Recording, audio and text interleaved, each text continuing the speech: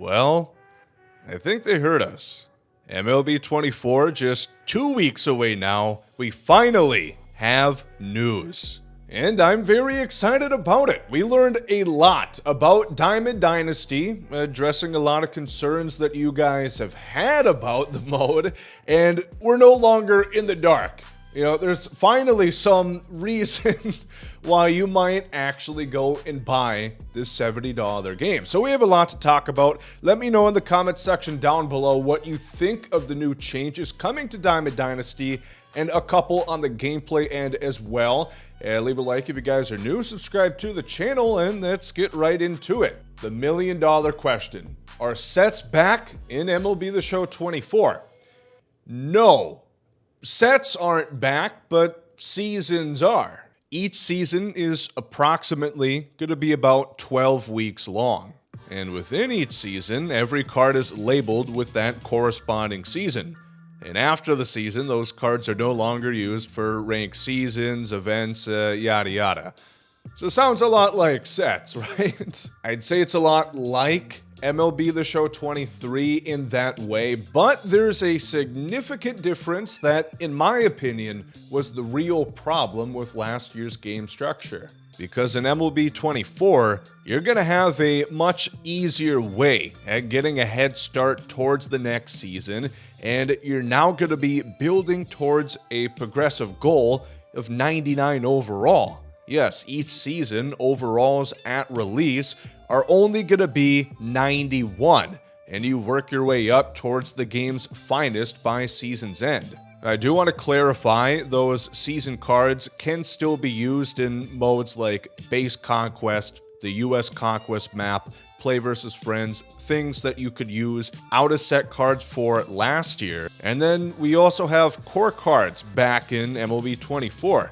Core cards are primarily going to be live series, but also think collections. We saw a bunch of core cards that were in the Battle Royale program. In that way, again, a lot like last year's offering. But something new this year is Cornerstone cards. These are captain cards, released at the beginning of each season, and you can choose whichever one of the four is available, and that is going to be a significant head start to your team. You see 88 overalls right at launch, not having to do anything to get this card other than press a few buttons.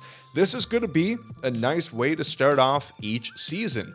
And they're captain cards, so they will give other cards that you have a boost. You see Nolan Arenado, Byron Buxton, Kodai Senga, and Greg Maddux are your cornerstone cards in Season 1. And you're also going to get seasonal starter packs to boost your squad at the beginning of each season. It looks just like the show packs, 5 of them at that, but it's something. And head start rewards are back. Just like last year, the more you play, the better off you're going to be at the beginning of next season. You're going to get stubs, you're going to get packs, just an extra way to reward people for playing the game. But since they will still be ripping cards from you at the end of next season, they did find an extra way to help remedy that for 24.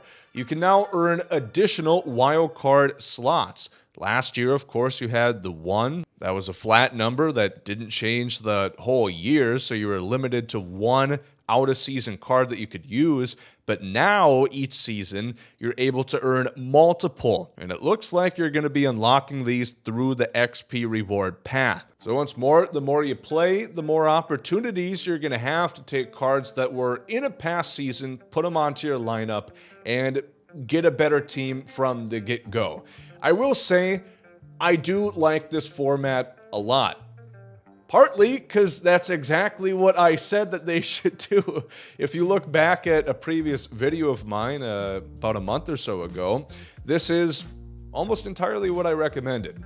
Sets and seasons, it's still there. They're just calling it seasons because sets has such a negative connotation behind it. But this is what I recommended.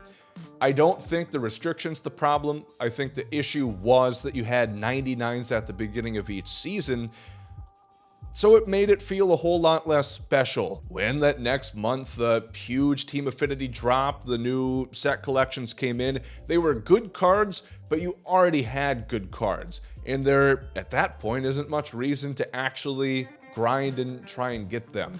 The motivation was at an all-time low, and the power creep coming back, I'm very excited about. So this obviously in the comments section, let me know what you guys think, but personally, I am pretty excited. Now let's take a second to talk about the content structure, because there is a couple of changes, and speaking of Team Affinity, this time they're going to have 3 chapters of Team Affinity within each season. The big complaint people had last year was all the content seemingly came out at day 1 of the season, and it really felt pretty dry up until weeks and weeks later when the next season dropped. But now, 3 times within a 12-week span, you're going to get 30 new player cards within each Team Affinity chapter.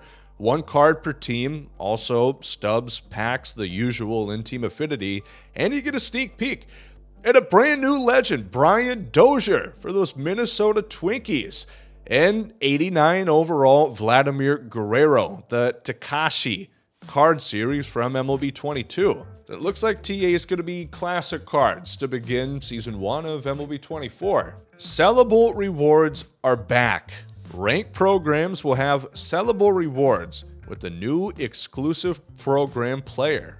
And it says this, it doesn't delve in too much deeper. That there sounds kind of like MLB The Show 21's Battle Royale format. If you remember, within the BR program, you had one higher overall at 90 points, just a couple away from the actual Flawless pack. And speaking of Battle Royale, Flawless is now at 10-0, not 12-0, to get some of the game's best players. Now, one thing I want to bring up, because I've done everything in my power, I have had a chance to talk to SDS, Sony San Diego Studios, and address a couple things that we're talking about here today. I stressed hard on sellable rewards are a big thing, because if you take that option away from people, that's an easy way to get people disinterested. To play all that ranked seasons, to play all that Battle Royale, to grind through a program, to end up getting a card that ultimately you might have a better option at that position, or you might just not like the card, and then you're stuck with them because they're non-sellable. It doesn't clarify if the top cards are going to be sellable. I hope. I stress that very much so, but that, I guess we're going to have to wait and see. A little more for online play events. They're now going to be 2 weeks in duration, so you're going to have a little bit more time to get that themed online play finished and get those rewards. And generally, throughout this blog post, they make a big point of stressing to play your way.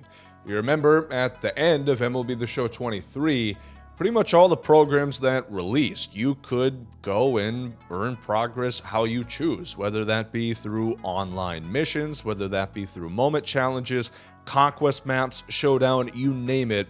However you wanted to make progress towards the cards you want to get, you were pretty much able to do that, and it looks like that's going to be staying true for this next year's title, which is great. That's exactly how you should do it.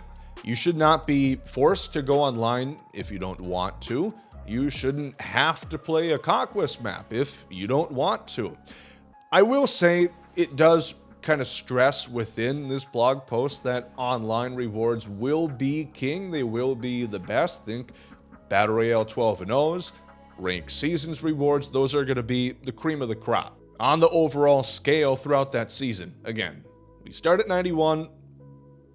We work up towards 99. So within that scale, those online rewards generally going to be the best, alongside, you would assume, collections as well. But let's take a closer look at a couple of things. We see a millionaire pack. If you look closely, it says contains 1 item. I have a sneaking suspicion that you're not going to get a million stubs here. What it might be, if you've ever played Madden Ultimate Team before, they have coin quick sells. It could be a chance to earn anywhere from 1,000 stubs to 1,000,000. That might be what this is, but it's earned at 25 ranked program points.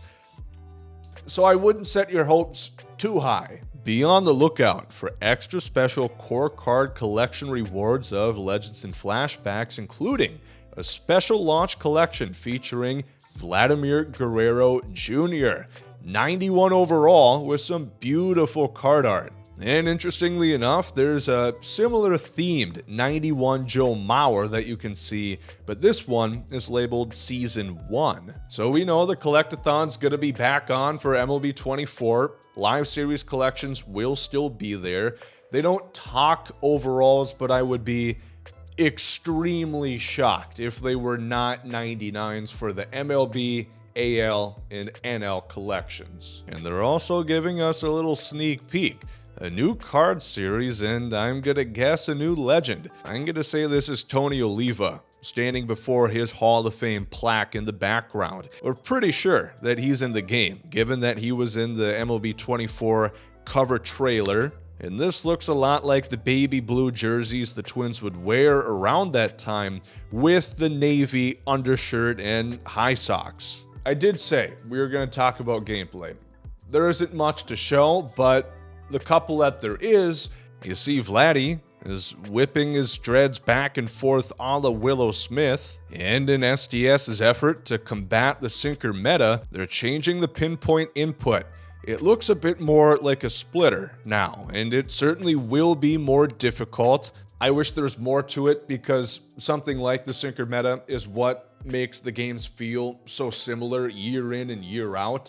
But the game's being played on the same engine, I didn't expect a whole lot else. But I do expect that there will be some general pitch tuning, just accuracy being changed, like breaking balls. Now it is guaranteed that the ball will fall within the perfect accuracy region.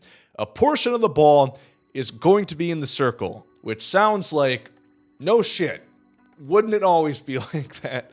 But no, it was not prior, so it's going to be a little bit more accurate to throw curveballs and sliders next year. Apart from that, they say 400 new animations. It doesn't really make too much of a difference.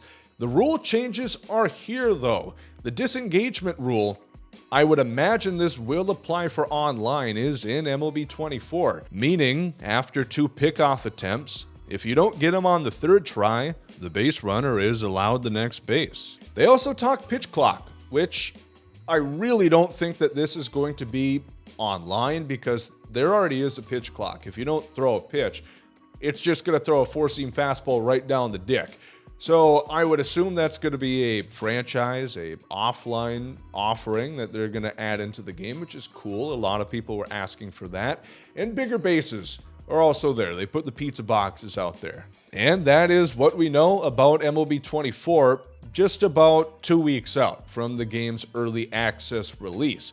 And I gotta say, it feels good to know something, because before we didn't know anything. I mean, we knew a couple of things, but most of the things we thought we know were just speculation. But now we have a better idea what Diamond Dynasty and what gameplay is gonna look like. I should mention, they say hitting is largely untouched because there was positive feedback last year. So I'm interested to know what people are going to think about that. So I'm pretty optimistic. I'm looking forward to it. Let me know in the comment section what you guys think below. Feature premiere next week. At this point, I'm assuming they're going to talk about it. I think they're going to talk about franchise or Road to the Show. So that will be interesting to see if they're actually going to make any real changes to their biggest modes. Road to the Show apparently is still the most played mode within MLB The Show, but time will tell. I'll update you guys as we know. Leave a like if you guys did enjoy and subscribe to the channel if you guys are new. Thank you all for watching.